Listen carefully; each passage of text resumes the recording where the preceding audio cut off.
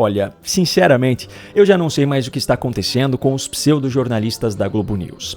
Na semana passada, quando Daniela Lima fez duras críticas direcionadas especificamente ao presidente Lula, eu até fiz um vídeo falando que aquele desabafo dela poderia ser, na verdade, uma estratégia para desvincular Fernando Haddad das crises do governo, já que na hipótese de Lula não ser candidato em 2026, seu substituto muito provavelmente seria justamente Haddad.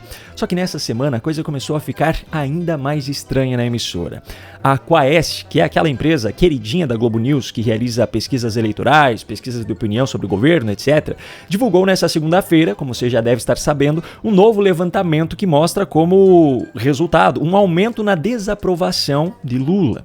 Eu, particularmente, nunca confiei nesse tipo de pesquisa, principalmente vinda da Quaest, mas os militantes da Globo News tratam os dados divulgados pela empresa como se verdadeiramente representassem a opinião da população brasileira.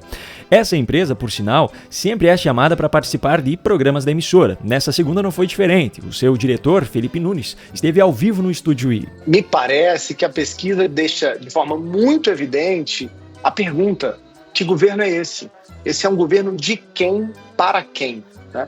Só que o diretor da Quaest, empresa que sempre favoreceu Lula e a esquerda nas suas pesquisas, esteve longe de ser o único a fazer estranhas críticas ao governo. Os pseudo-jornalistas da emissora, aqueles que tradicionalmente exercem militância em favor de Lula e da esquerda, misteriosamente resolveram detonar o governo Lula como um todo ao longo do dia. Pegue a sua pipoca e acomode-se muito bem aí no sofá, pois o que você verá a partir de agora são cenas raríssimas de se ver. O governo chegou na sua metade. Na sua metade, a picanha não entrou dentro do carrinho e o colchão duro está saindo de dentro do carrinho.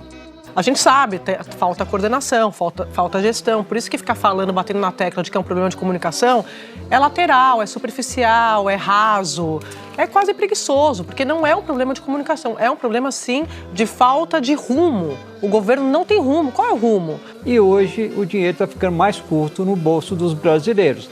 Isso gera o mau humor deste momento e por isso que 2025 é crucial. As pessoas estão sentindo o custo de vida no bolso. Então, por isso que a gente começa a ver o governo reagindo, tentando dizer que pelo menos está buscando caminhos para melhorar o preço dos alimentos, baixar o preço dos alimentos. Mas em si mesmo a ideia de que o publicitário se torna o superministro que organiza todo o governo, que esse publicitário é o publicitário que fez a campanha do Lula e que nós pagamos o publicitário para ser o primeiro-ministro do governo e preparar o governo para a campanha eleitoral do ano que vem, é transformar o Estado num instrumento de campanha eleitoral. Não é muito bonito isso. Mas, independente disso, é ineficaz, porque o governo não quer ver os problemas verdadeiros. Qual é o problema verdadeiro? As pessoas não estão satisfeitas com a economia. Que você tem hoje uma crise de credibilidade junto ao governo federal. Então as pessoas, elas olham, elas não acreditam no que eles estão dizendo, ou às vezes acreditam até demais que aquilo pode ser que aquilo aconteça. Estou dizendo que o governo tem uma ideia de que é melhor do que a população está dizendo que acha que é. Agora, eu confesso que, apesar de engraçadas, essas cenas me deixam preocupado, porque essa militância nunca dá ponto sem nó. Por isso eu fico aqui me perguntando, o que será que eles estão planejando agora?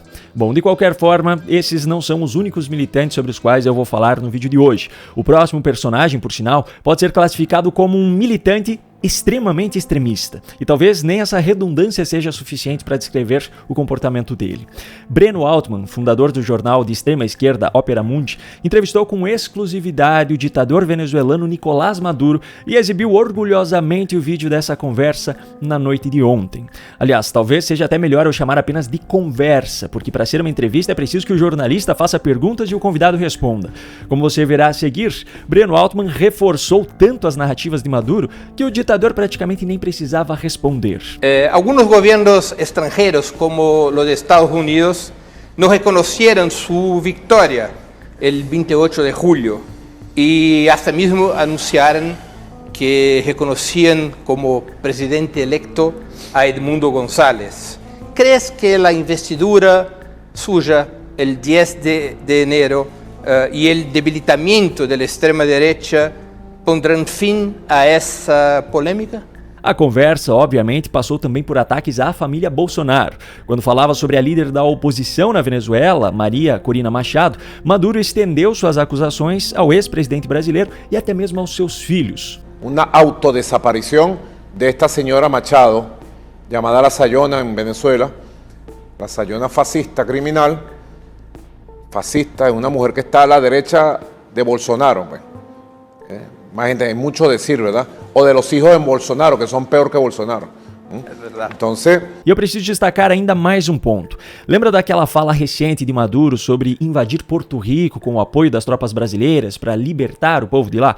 Pois é, nessa conversa ele deixou claro que a história das tropas brasileiras surgiu justamente por ter visto naquele momento esse Breno Altman na plateia. Para liberar Puerto Rico y Cuba. Para liberar Puerto Rico y Cuba. Y yo haciendo esa reflexión en el Congreso Mundial Antifascista, tú pasaste caminando y cuando te vi, me provocó saludarte y bueno, nombrarte comandante de las tropas brasileras para liberar Puerto Rico. Ahora está pendiente la libertad de Puerto Rico y la lograremos, Brennan, con las tropas de Brasil. Ahora se armó, Claro. bueno, ¿cómo es que llaman eso? Un berenjenal, decimos en Venezuela. Pois é, no mesmo Brasil onde governo e Supremo falam tanto em defesa da democracia, onde manifestantes foram condenados pela prática de atos chamados de antidemocráticos, um pseudo-jornalista militante exibe orgulhoso sua relação com um dos maiores ditadores da atualidade e ninguém vê problema nisso. O governo Lula então nem se fala, eles nem teriam como falar alguma coisa, já que o próprio Lula tem orgulho da sua relação com o ditador venezuelano. Só que no caso de Breno Altman, o buraco é ainda mais embaixo. Ele não apenas é um militante e defensor de ditadores, desde que sejam de esquerda, é claro, como ele ainda é abertamente defensor do grupo terrorista Hamas. Ele já fez diversos ataques a Israel, ao povo judeu e a pessoas específicas aqui no Brasil. Já chegou a ser condenado a pagar indenização por danos morais coletivos e até condenado a 3 meses de prisão, só que em regime aberto, por injúria. Mas não adianta, o defensor de terroristas não muda. Apenas alguns dias atrás, no dia 19 de janeiro, ele fez uma publicação dizendo que Lula deveria contratar para a SECOM o responsável pela propaganda do Hamas e ainda exaltou o grupo terrorista falando em valentia e heroísmo.